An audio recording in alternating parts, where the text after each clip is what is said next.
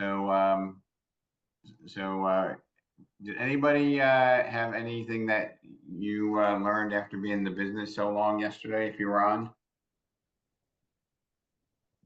Um, yeah, pretty much. I just like the way um, your presentation um, and format came through. It was very professional, very easy to understand.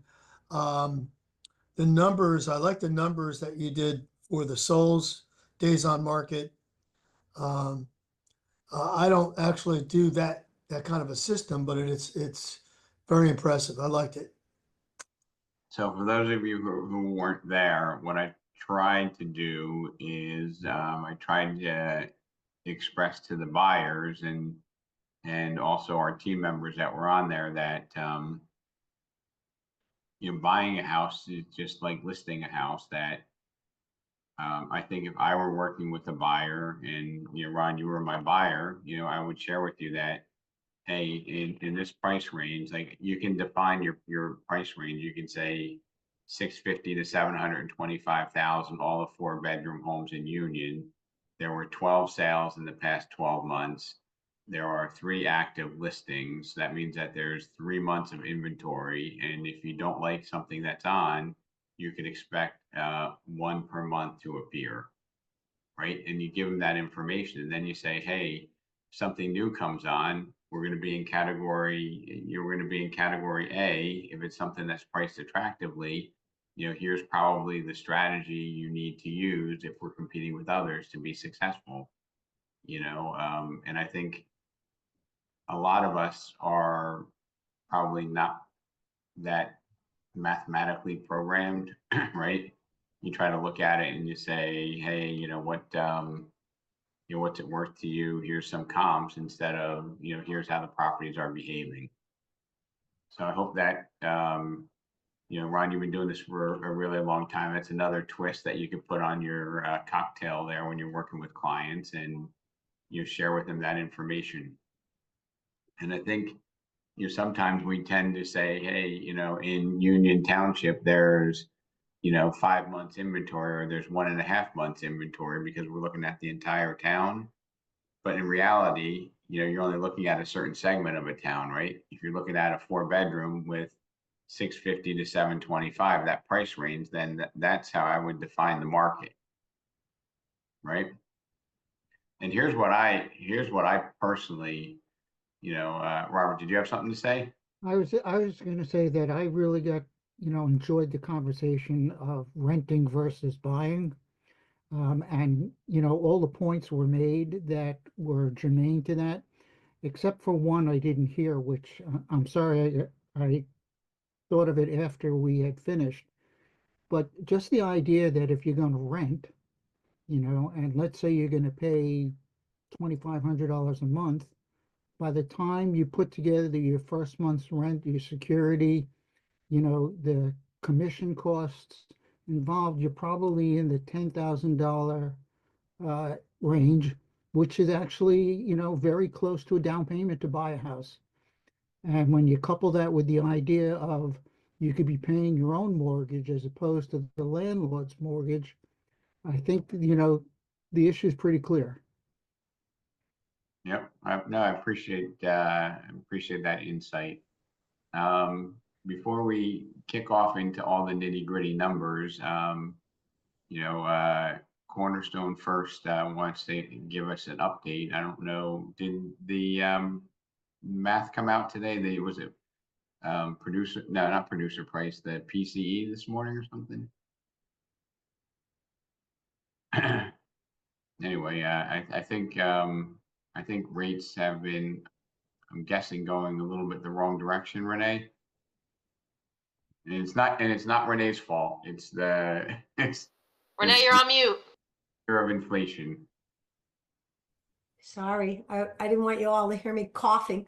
Um, so yes, rates have been bouncing all over the place. I mean, every day, one day they're up, the next day they're down. We're still seeing rates in the sixes for some borrowers, depending on their score and their down payment, obviously. The 30 year is up right now, the 10 years not really behaving as well as I'd like it to today. The Fed's still predicting 2 rate cuts this year. We'll see how that goes. But to be honest, there's a lot of activity. We're busy. It's in some counties though, we're still seeing a lot of multiple bidding, a lot of overbidding. And then in other areas of the country and North Jersey, we're seeing a lot of movement, people getting into contract, prices coming down in some areas. So it just depends geographically where you are, and also depends on the borrower's qualifications. However, there has been some really big news this week that I think is really important for everyone to keep in mind. The USDA first came out with the news, and then the FHA followed suit. You can no longer have a work permit or a EAD or be a non-permanent resident alien. No more. They did away with it. This is really bad news for a lot of the first-time buyers. We do a lot of alternate documentation loans. So everybody remembers you used to be able to do, if you didn't have a green card, you could still get a loan. Okay, you could have a work permit. So it's called an EAD, or an employment authorization doc. Well, an EAD is only good for 2 years. So the administration said, no more. We're not going to lend to any more non-permanent resident aliens, FHA. So that means they have to have a green card or be a citizen, because a green card is good for 10 years. Now, this is effective May 25th.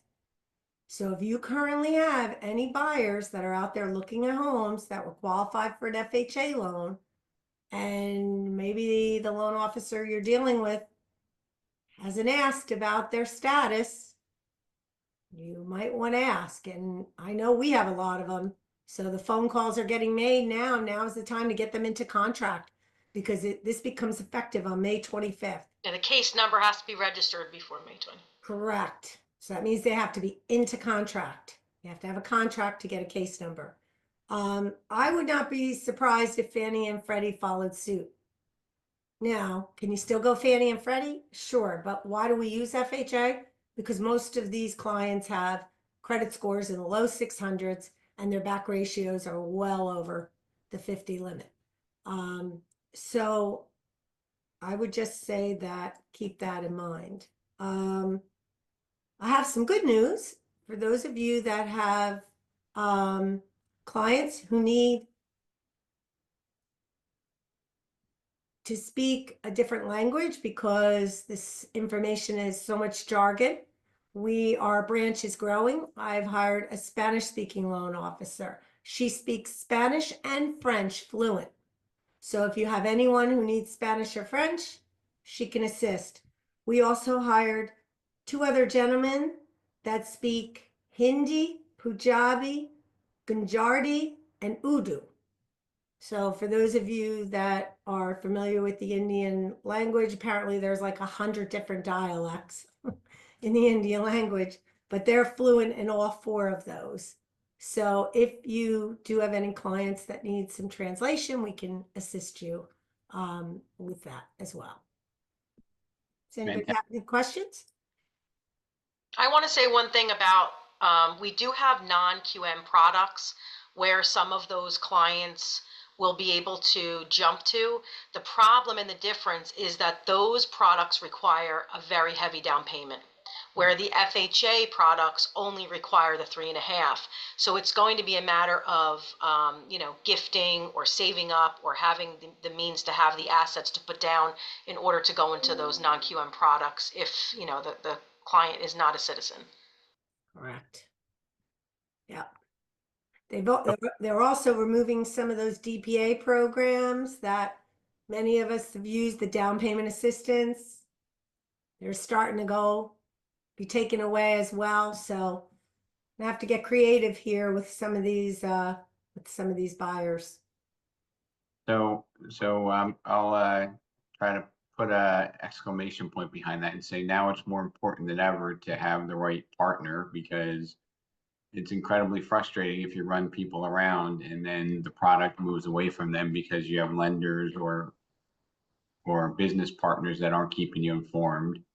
And yesterday, for those of you who are on, we had the buyer event, buyer educational event. I avoid using the term like first time buyer seminar. Basically, it was the same content, but it was also an educational event to educate people on the financial literacy of buying a house, not just on the emotional piece. And I think for our lenders, anybody that's worked with buyers in the past that haven't bought or maybe even interested in buying an investment property, when we do an encore for that, or if you want to borrow my slides as an agent and do it yourself, I think that's a really strong value add that we can be using.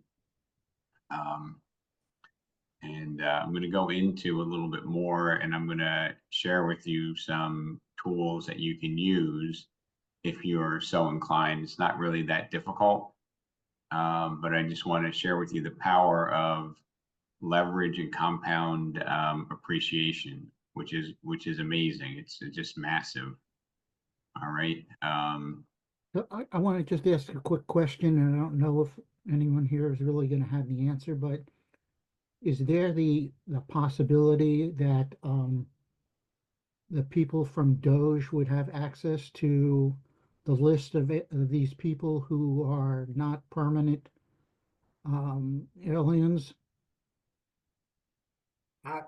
My guess is yes. Maybe. Maybe. My guess is yes. I don't think this is a targeted thing. To be honest, think about it this logically. You live in our country.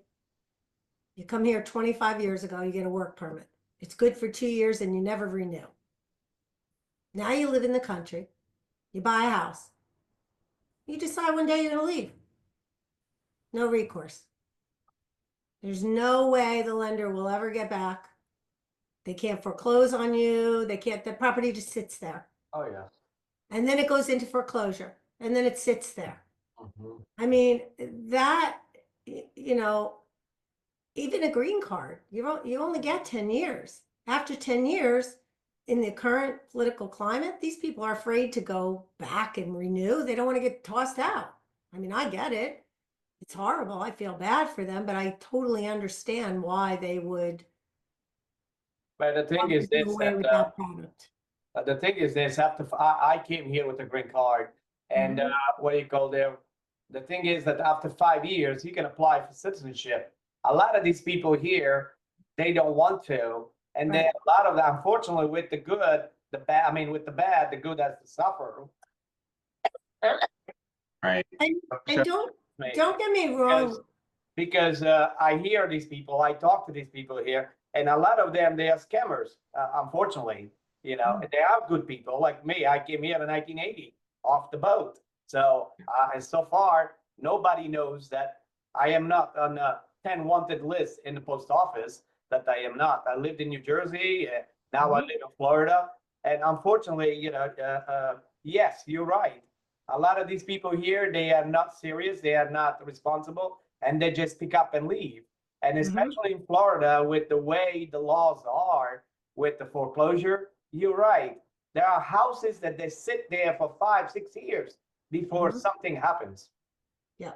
Right. Yeah. And So- here's the thing, Rob, I just want to point out, Robert, just so you're aware, we're talking about a specific product of FHA.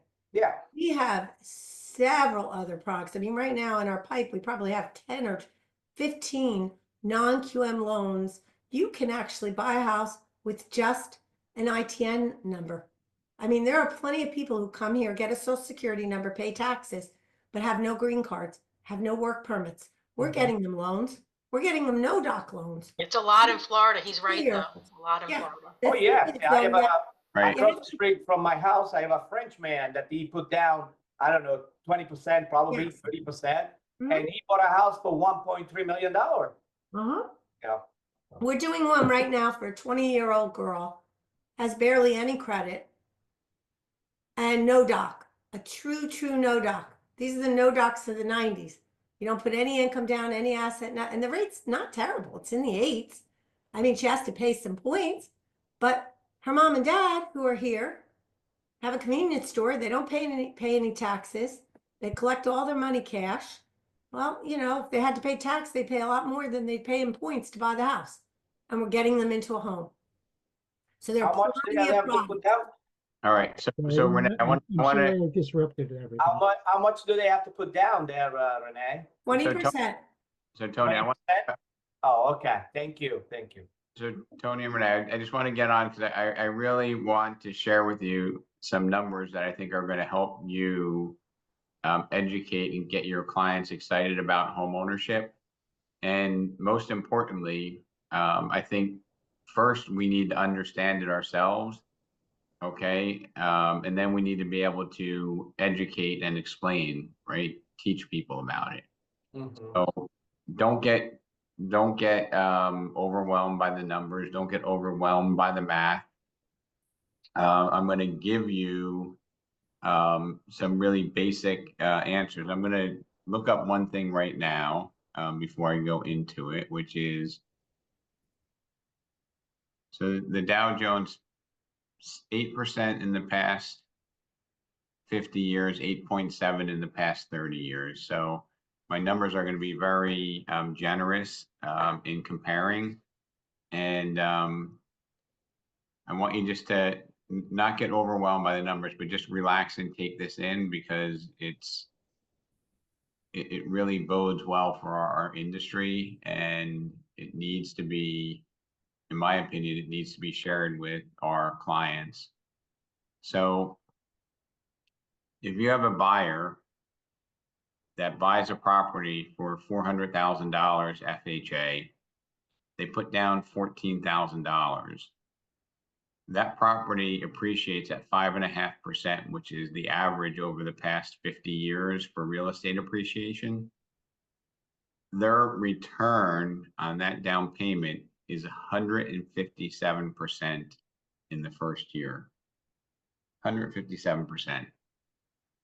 Because 5.5% of 400,000 is 22,000. Their down payment was 14,000.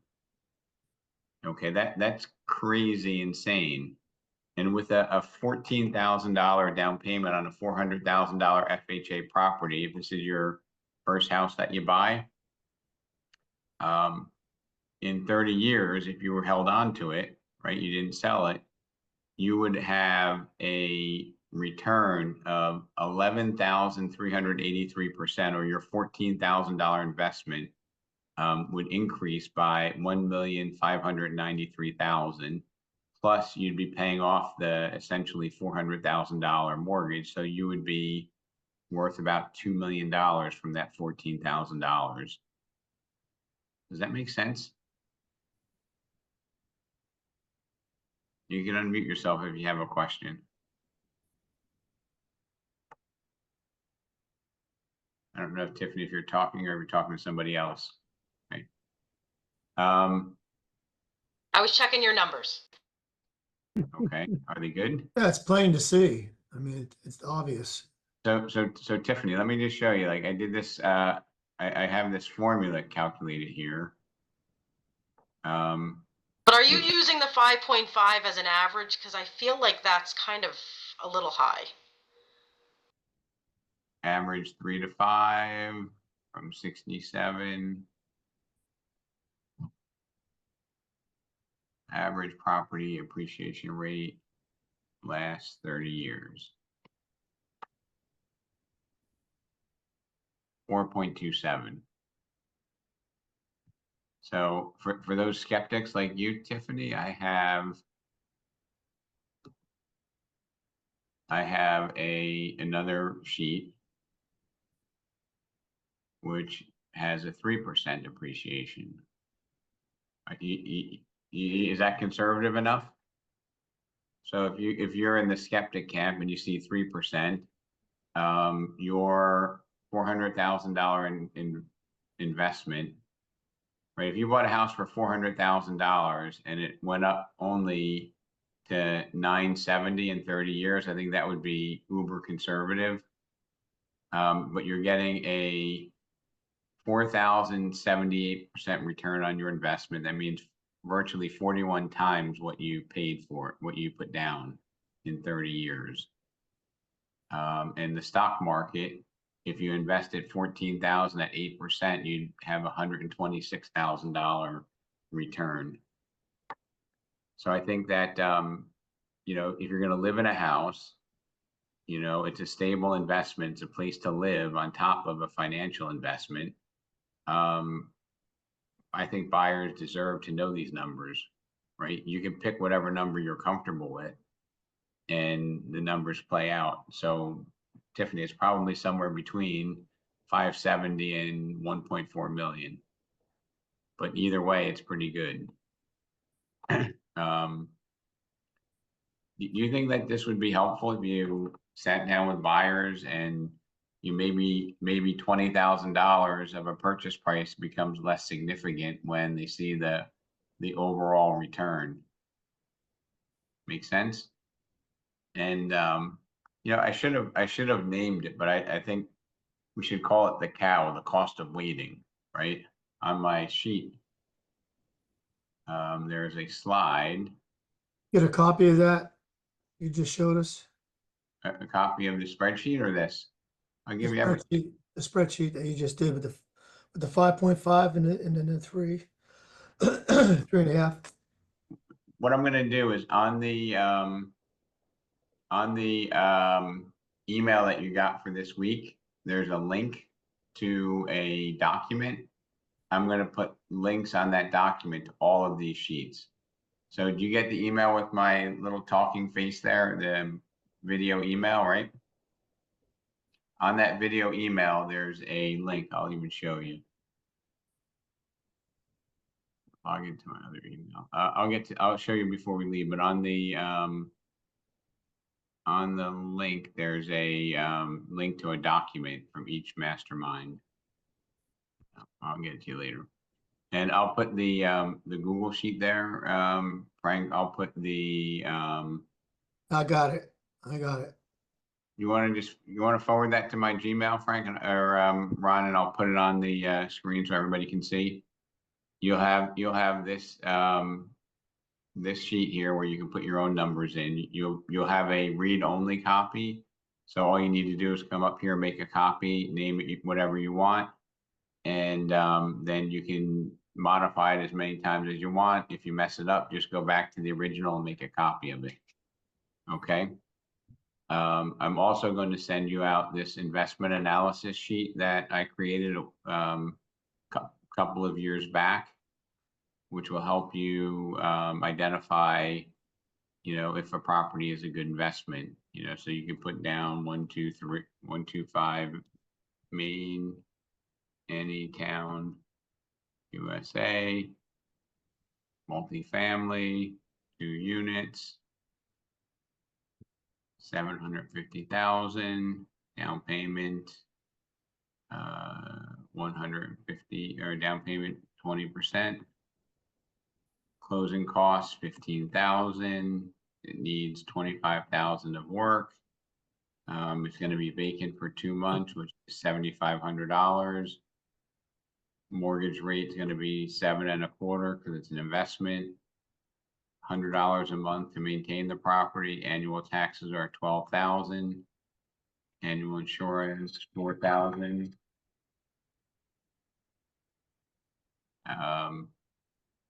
And it's going to calculate the numbers for you at the end. Annual rent increases 3%. Property appreciation 4.5, and a 3% management fee. Hang on 1 second.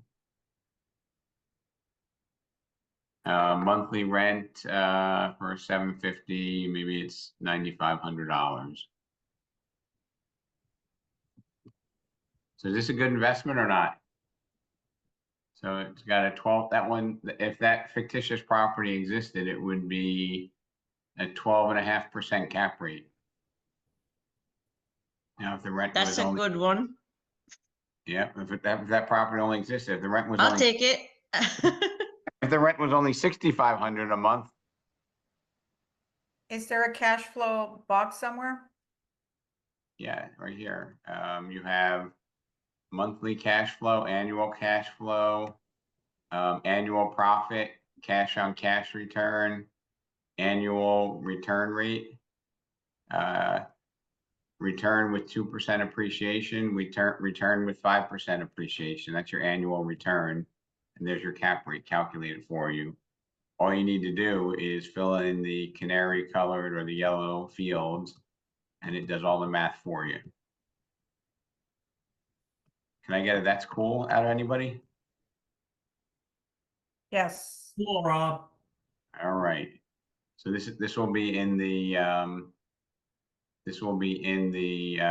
document that I sent you. Did you Ron, did you send me the forward that email to me or no? No, because it opened up with a blank page All right. when you click on that link.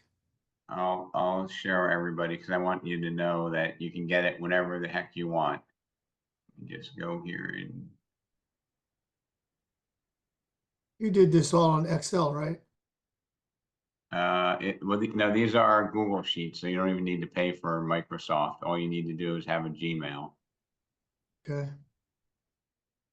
And here's where you find it. You go to my email that goes out and you click on here. And I'm going to put all the links here after we're done. Okay, so all the links will be here. You click on them. When you click on the links, you'll be able to go to these documents that I'm working on with you here.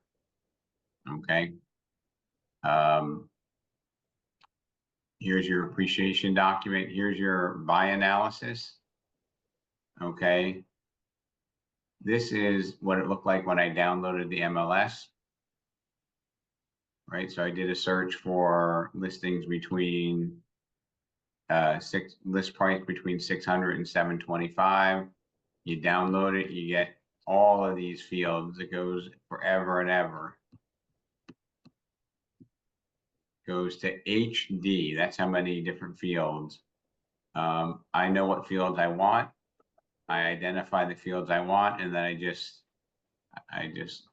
go like this, and I click and I delete all the fields I don't want after I copy the download, and then I move the fields around. So I hit delete.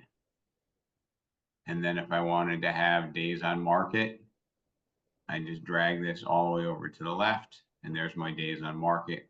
When I'm done, looks just like this. So there's 3 properties on the market, average price 703, no price cuts, sold, actually under contracts, no price cuts. The list price and the original list price did not change until you got over 44 days on the market. That's when people started to cut the price. Okay. So this little sheet here will give you the data of sale price, original list price, days on market, sale price to list price. For a numbers nerd like me, I think that's pretty cool, and it's helpful for a consumer to feel good about how they're making their offer. Does anybody ever do anything similar to that? No? Do you think it would be, Todd, do you think it'd be helpful? I see you shaking your head no. Yes, I believe it would be very helpful, and I'll be heading to that page to download all of these and mess around with them over the weekend. Going to be a crazy weekend. Yep. I mean, I think it just separates you from, the rest of the competition. It gives you information that helps you have an advantage when you're making offers to acquire properties. Right now. And when you look at the return, and these two are kind of related. And I'm gonna go back to the one sheet. Yeah, that's fine. Gonna go back to this sheet, and if you look at the numbers down here, Mhm. you know, here's your annual rate of return, right? Who's really excited about a 6% rate of return? Anybody? Yes. Okay, we have one out of 50 It's are not excited. bad. It's not bad. It's not. Better than my Wow. savings account.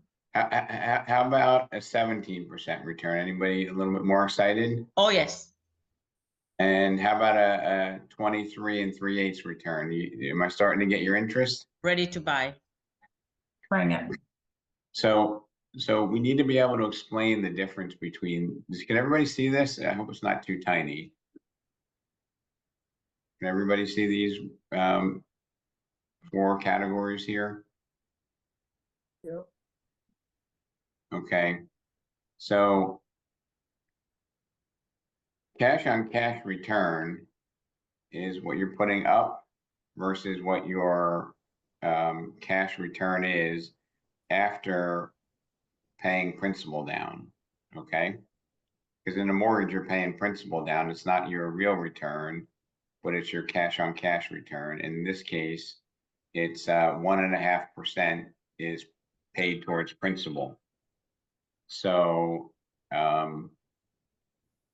you're getting almost 5% back. Your real return when you factor you're paying the loan down 1.5 is 6.25. Now, if the entire property appreciates by only 2%, because you put down 20%, you're getting 4 times or 5 times that, right? So you're getting 16.8 instead of 6.23 as a return. And then if property appreciates a little bit higher, because I think we'd all agree 2% appreciation is pretty low.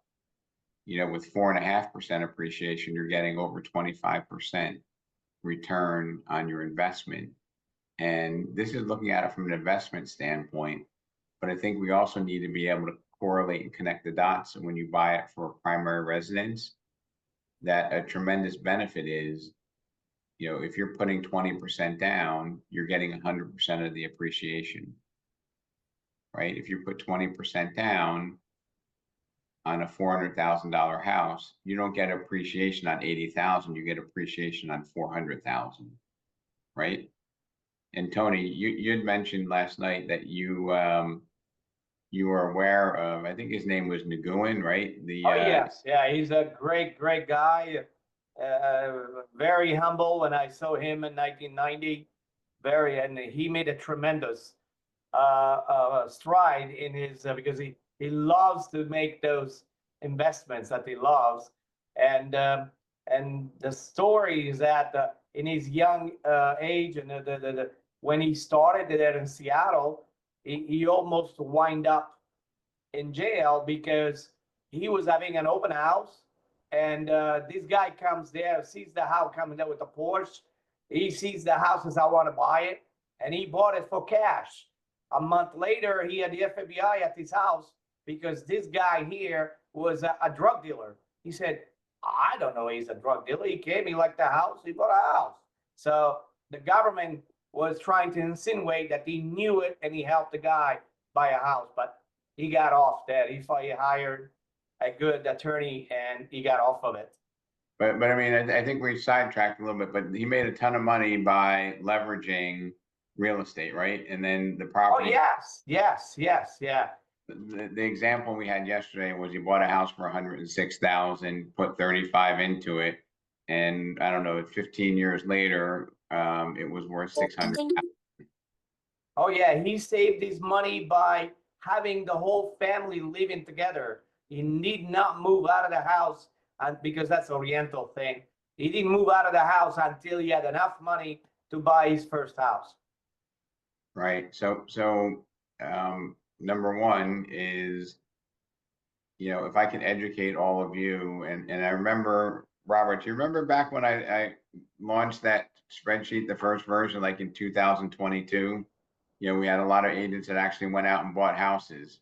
I think, you know, David Hayes and Trudy bought a bunch of investment properties, and a handful of other agents were doing the numbers. They were like a little obsessed with it. And they're like, Rob, this looks like this is too good of a deal. Why shouldn't I buy it? I'm like, you should. And I want to reinvigorate that because there's still opportunities out there for you to buy hard assets that are hedges against inflation. Will give you the ability to get a 25% return. You might say that that's not possible, but depends on how you calculate it. If you look at properties appreciating over time, you can get outsized returns with limited risk. Okay. The only real risk I see in real estate is if you're looking to sell it short term. Sometimes there are some speculations and adjustments, and then also in real estate, the transaction cost is a little bit high that could eat up some of your profit if you only hold it for 2 or 3 years. But outside that, it's an incredible investment. So many millionaires and multimillionaires made their money not from their core business, but they made their money because they were selling hamburgers, but they owned the real estate. That's the McDonald's story, right? McDonald's didn't become rich on hamburgers. It became rich on all the real estate that they sold the hamburgers from. Yes. And there's countless examples of businesses. I think, Howard, some people that have done well with running their businesses in real estate, right?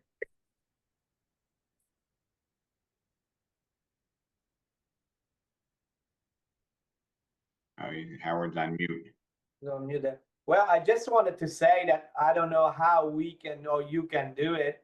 There's two things that I think we can learn so much from you is if we can get together someplace and you have all this information that we can see it, that we're more into it. I don't know if you can do it here, probably in Florida, and then certainly you can do it other places. Is about this investment. Yes, that's the ultimate thing that we need to learn, and show it to the people. And the other thing that you are good at it is that how to price property. I know you say this is the lottery, this is the market, and this is a little bit below market. If we can have all that information there that we can use to our clients, I think it would be a great benefits to everybody, to me, to you, to as a company, and to also the consumer, because the more we show them, we teach them, or we inform them, I should say, the better it is, because as we all know, knowledge is power and ignorance is fear, and a lot of people they have fear because they don't know that they don't know. So, Tony, thank you for those kind words. Let me, Rob, can I respond, Rob? Yes, sir. Yeah. It's April 15th time, and nobody likes paying taxes. But in addition to a phenomenal return, a good question for your clients would be, how much of your rent did you deduct last year? And I think a lot of people forget that by simply itemizing, they can deduct the interest and property taxes on their purchase. And if they bought with a 3.5% down, your numbers become really inconsequential. They become exponentially greater. So the home becomes far more affordable when you take into consideration the tax advantages, and even those things are not projected to go away under the new administration. I think even you, Howard, did pretty well with running your business for many years out of a piece of real estate and having that real estate appreciate, correct? Oh, absolutely. Yeah. I've often said, Rob, that you can make a little bit of money selling real estate. You can make a lot of money owning it. And fortunately, I was lucky enough to be able to build some Remax offices at the right time, and it gave me a lot of leverage and ability to make changes later in life. So thank you for helping me do that. Your financial situation would have been tremendously different if you would have rented for all those years, correct? Horrible. I don't think, Rob, I don't think I would have been able to retire. So if you didn't own the buildings that you're renting to yourself, that you ultimately bought and rented to yourself, life would have been very different. And for a lot of people, that's the cornerstone of how they make the majority of their wealth is by owning the real estate, and not being a tenant. Howard, I appreciate you sharing that. And you know, I'm going to talk to Tony's point about you know, language and some core beliefs I have. Number one, Tony, is I think the industry has taught us how to do a presentation that on paper looks good, but unfortunately, the public, uh, they haven't bought into the science of it, right? They don't like to be, they don't like to have a presentation. They like to have a conversation. They like to be heard. Um, And would you also say, Tony, that buyers and sellers like to have options in the process? Well, for sure, you got to get them involved. Just yesterday, I had two conversations with two past clients, and one of them is a doctor, which in 2005, you know, when everything was going crazy, he went off and buying property, yeah, that away, you know, near Orlando and all that area, and then he lost everything. So, and then I had to get him back in and tell him that, you know, you got to be more conservative. You cannot just go buy thinking that you're going to flip it, you know, unless you're buying a property that can be flipped. And so he lost everything, and now, you know, he wants to get back there again. Right. So Tony, I'm gonna say a couple of things. You probably have heard this several times if you've been on these masterminds. Um, the first thing I'm going to say is uh, you can't win an argument with the client. Or I can say you can win an argument with the client, but you won't keep the client. Okay. So we have to reframe the way that we communicate with buyers and sellers, right? Because a lot of times we know that their logic or their belief is not accurate because maybe they're not objective in the process, right? But if we're going to, you know, argue with them and say your house isn't worth that, you know, there's a good chance we're going to jeopardize the business relationship. So, Tony, you talked about options, right? And by giving them the data that I showed to the buyers that we do for home sellers, for them how properties perform, and then we make it so the right choice is the obvious choice. Okay, you talk about, you know, we could price it lottery aspirational, we could price it at where the comps are, we could price it auction style, so we get excess of competition. And I'm going to share with you how these properties behave if we decide to work together. Which of these strategies do you feel most comfortable? And magically, when they choose the strategy, the sale is just the natural next step, right? Let's just write it up and launch the listing. Um, and another thing that I want to say is sellers, buyers, they'll debate you on, you know, if you say, wow, it's 72, it's the most beautiful day here in New Jersey. Well, no, it's not, right? Somebody will always be a contrarian, right? And they'll debate you, and it's tough to win that. But if you can get them to say what the right action is, they will be with their own words, right? Say, hey, if we decide to work together, do you want to price it at the market where maybe we get 1 or 2 offers in 30 days, or would you be more interested in pricing it a little bit below? And, you know, we've been seeing 6 to 8 offers and, you know, going significantly above ask price, right? So when they answer that question, that's their own words. So they own it instead of trying to debate them on it. Okay. So customers, clients don't argue with their own words. You can win an argument, but lose a client. Yes. There's some fundamental principles. And then you know, I find that it's human nature that if you say, hey, we can price it, you know, if I went to you, Tony, and said, look, we can price it where the comps are, we can price it a little bit lower, or we can price it a little bit higher. Like that doesn't connect with people unless you actually give it a title. You have to describe what that means, right? So, you know, we're pricing it aspirationally because we want to try to win the lottery. We want to price it at where we expect it to sell.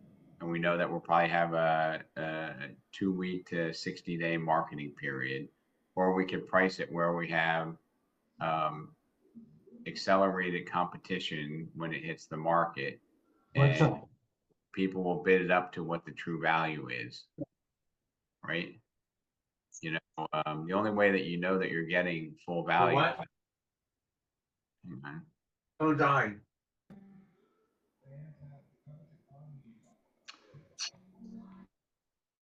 The only way you know you're getting true value for a property is if you get more than one offer, because if there's only one offer, the buyer is determining the price of the house. And in my opinion, I think we need to have these conversations with our sellers and, you know, make them realize that, you know, getting one offer will leave you thinking whether or not you left money on the table. But if you get 2 or 3 people that are motivated and qualified making an offer, you'll know you got full market value. And I've heard people debate and say that, you know, well, maybe in Florida now where inventory is building up, you price it below the market doesn't necessarily mean you're going to get offers. Well, you know, everything has a price that will drive offers.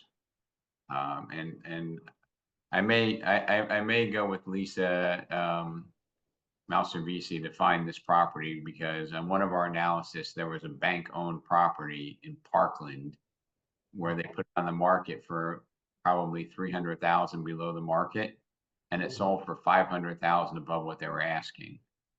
Dumb bank putting it on for 800, selling it at 1.3, probably should have been worth 1.15. But when it hit the market at 800, guess what? There was a stampede, right? Everybody wanted to get a good deal. And maybe when they see it's bank owned, they thought, wow, I'm going to get a better deal. And they just lost their emotional control and just, you know, kept raising the paddle. I want to bid more, right? That's a psychological impact when you're presenting property to the market. Well, also when you tell somebody that we are taken away from you because somebody else wants it, you know, they go nuts. Yeah, you can't have it. Another question I have for you, and since Howard is on the call too, you both are wealth of information, is that since the laws and all the way we do business now, I am a listing agent that I am. How most of the agents now are doing? Are they, because I hear so many stories from agents that say, well, I don't care about the buyer agent. I just get my commission, whatever the seller wants to give to them when it's up to negotiation. And some other agents say, no, you need to educate the seller, because if the other agent is not getting anything, he's not going to work for free. So what's the take from you? How most the agents are dealing with this? How they doing it? Wow, that's a topic that I was going to broach with the team leaders on our Monday call. Oh, okay. Well, and Tony, the reason why I'm saying that is because, you know, I think there's No, you don't have to answer now. I appreciate it. I just said that you and Howard, you know, I know Howard's office, even though he's in Arizona, I know a lot of agents that they work in his office that I know through Mike Ferry. So that's why I said you are a wealth of information between you and him. So I was just wondering, but certainly Monday, if we're going to discuss that, that is great. That is so wonderful. so that team leader call Monday, Tony, pop on there. But I'm just curious. Is there anybody that when they take listings, just goes out and says, hey, you know, my fee to list is 3%.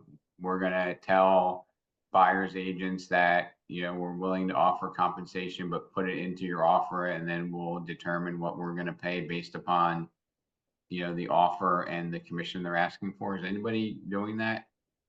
No, I make sure that everything is in writing on the listing agreement, so that if it's 6%, we're giving 3% to the Remax will give 3% to the cooperating broker. I don't have much pushback from that from sellers. It's just how you explain it to them. You know, some of them can be stubborn and say, well, you know, we don't have to pay a buyer's broker anymore. Then I would have to go into that conversation with them. And, you know, if you don't offer any compensation, you're not going to get that many showings. You want it sold within 30 to 45 days, offer compensation, and we'll get it sold. So you just have to kind of handle it with care. Right, so Ron, like without, you know, like everybody negotiates whatever the percentage is, right? But without into those numbers, if you're charging X to list the house, right? You know, and then you want to say, hey, I want to offer out Y, right? So you have these two compensation structures. Some agents have come to me in the past 2 weeks and said, you know, Rob, I feel like I've lost listings because my competition's going out and only talking about X. So we're going to charge you, you know, I hate to say, but we're going to charge you 2.5% to list the house and sign up the listing and say, when we get offers, we'll talk about what we're going to pay the buyer's agent. And they believe that because the number was significantly lower, they didn't combine it when they sold the list, when they signed the listing up, that they had lost opportunities because of that. Okay. And I know a lot of us that have been in the industry a long time, we're so accustomed to having our compensation and then what we're putting out to the co-broke, right? And a lot of times I think we feel, because it's frustrating to us when you call somebody and say, hey, you know, is your seller offering any compensation? You know, and you want to be able to say, yes, they're offering X%, right? And then they go out and they show the property, they know what they can expect to be paid. I think the business might be shifting a little bit. In Florida, are you seeing, I'm going to go through all the states, but in Florida, are you seeing many or any listings where you say, hey, you know, what compensation is your seller offering? And they say, well, just put it in your contract, bring it in, you know, and we'll review it. Florida, is anybody seeing or getting those answers? I haven't seen that. Yeah, not yet, but I'm sure it's coming. No. I did have somebody tell me that, yes. Okay, so it seems like, you know, a lot of us haven't had that yet, and a few of us had come across it, but probably not the majority, right? Lisa, it's just a one-off or It was just two-off. one-off, yes. Okay. How I about was on Eric? I was on the buyer side, I'd ask for 3%. Oh, we'll get back to that in a second, Ryan. How about Wilson? Or Gary, are you seeing that in Arizona? Yeah, we are, Rob. Our listing forms here actually have addressed that, in that when the change first came, we had what the listing agent was going to get paid, what an unrepresented buyer, the listing agent would get paid on that, and then if there was a buyer broker involved. They've since revised that now, so it just has the listing agent side if the buyer's unrepresented, and then we've got a box that says the seller does or does not give us permission to state that they would look at offers of buyer compensation depending on the price or how much the offer came in at. So Gary, do they ever say I'm offering out a certain percentage, or they always say bring in the offer? I would say it's probably 50-50 now. I mean, at first it was everybody was quoting what the price was, but through different trainers, different articles or whatever, most agents now are just saying, hey, you know, include it in the offer with the seller's compensation addendum, and the seller will look at it. What You're seeing for this? Tucson? What I actually I love it. I use it as a negotiating tactic, and I tell all my clients this. This is the part of real estate that's really fun, because everyone says, negotiate from power. We're giving the power to the sellers. So I always tell them, yes, my seller is willing to discuss compensation, put it in the contract, and we will discuss. That it puts the ball in my seller's court of negotiating the compensation to the way that they feel fit with the offer coming in. It's absolutely one of the best ways to do it. And Brian, you're out there in the field there as well. Are you seeing it the same way? Yeah. Yeah. A lot of times that we're calling up, they're just, hey, put it in the offer. Now, how do you feel about that? It's very open-ended. So it's so far I've had zero problems, either on a listing side, taking a listing and having them agree to compensating the other side. So we really haven't had a lot of issue. But yeah, when I get that question, when I ask, hey, is there any compensation involved? They say, hey, throw it in the contract and we'll discuss it. I've thrown in the contract and I haven't had any kickback yet. Yes. So look, we have two pretty divergent. How about? I know it's not standard, but Rob, you're breaking up. Breaking up. We lost your sound. Okay, sound check. There we go. There we go. Okay. In New Jersey, has anyone come across that more than a one-off? Where you call and say, hey, what are you offering? They say, my seller is willing to offer, but just put it in the contract. See, Paul Texera, you've come across it? Yes, I've come across it almost all the time, to tell you the truth. Yeah. Just now we're submitting an offer. Yes, a lot of times. And they told me that the seller's not offering any compensation, but just put it in the contract. And that's what we're seeing. Basically, bottom line, they're going to see which numbers make sense, which offer they're going to net more. Anybody else from New Jersey want to chime in? Myra, are you seeing that in your market? Yes, I do. Not only when I submit the offers, what I do is I just put it in there without asking. And then after I submit the offer, I usually follow up and tell them I put the offer in there for the seller to review. If he agrees with that or not, let me know so that I can discuss with buyer. When I take the listing, what I do is I explain the process to the seller. So and I explain that my commission or office commission is 3.5%, and whatever they're willing to offer the buyer's agent, we can put it in there. So that's how I'm doing it. So how about Lily and Audrey or Robert Garber? Have you, I'm guessing, Robert, yours is mostly, they tell you what the seller's offering, I'm guessing? Yeah, pretty much my sellers, the conversation that I have with them is, I think that we need to be offering some compensation to the buyer's agents to ensure that we get the showings that we need in order to get you the price that you're looking for. And I haven't had any pushback from a single client. I've had them ask me about the fact that, is it true we don't have to pay buyer agents? And I say, yes, it is true. But let's talk about it. And we talk about it, and it always ends up that the conversation ends with them offering compensation right from the get-go for the buyer's agents. How about Lily? Have you seen it the Florida way or the Arizona way more? Had both cases. Once the agent said this is the amount that the seller is gonna pay it, and another ones that say just put it in there and then we'll review all the offers. Yeah, I had both cases. So who's right? What's the right way to do it?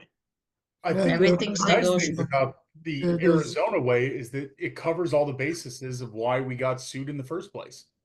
Yeah. It puts it back in the seller's lap of why they are now negotiating commissions is because of this lawsuit. Your job as a seller, part of that is to negotiate a commission and decide if the commission you're paying a buyer's agent is appropriate for you. It solves every problem that lawsuit brought up. Yeah, I'm agree. I think we should just put a number there and negotiate with the So, offer. and I think for those agents that have reached out to me in the past 2 weeks that said that, I think I lost my listing because I was being too transparent and saying, let's negotiate what we're offering out because we know that that's important. And I think it's habit and comfort zone that most of us are doing that.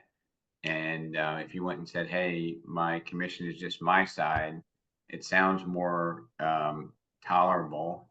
And to be honest, you can negotiate that later on. So to be determined, but honestly, I didn't know that the business practice was what it was. Thank you, Brian, Wilson, and Gary. And I think you give us some things to think about. Okay, because I don't want to see anybody lose a listing to somebody else just because we're holding on to old habits, or we're just trying to be overly, and I don't mean to be overly transparent is the right word, but I think it's okay if that's negotiated later, right? If somebody's a very weak discount agent and they say, hey, I only want 1%. I think when we're working for our sellers, it's okay to get a qualified offer and only pay out 1% if that's what they're asking for, right? Or if it's 2%, whatever that number is, instead of saying we're paying out this certain number all the time to every single buyer's agent. All right. So to be continued. Give me about an hour to clean up that sheet. I'll put the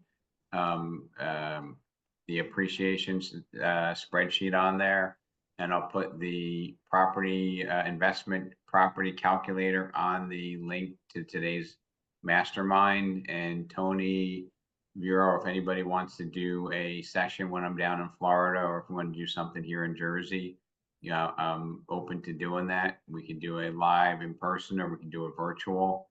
And I'd love to just get you more empowered to have more tools to communicate to clients how to make the right decisions without too much debate, or without having to speak at them, right? Because they want to feel like their input is valued and that we've been able to educate them. So I'd like to be a part of that too, Rob. If you ever do those seminars, I'll definitely jump in on that as the market. Very important about the investment part of it and the listing part of it.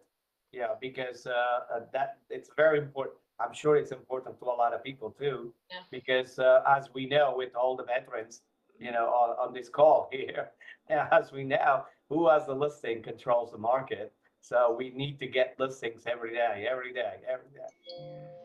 Fantastic. Productive weekend, and give me a little time. I'll clean that up, put it on that sheet, go to the link, and take care of your clients. Thank you. And have a great day. day. Appreciate it very much. Thank you.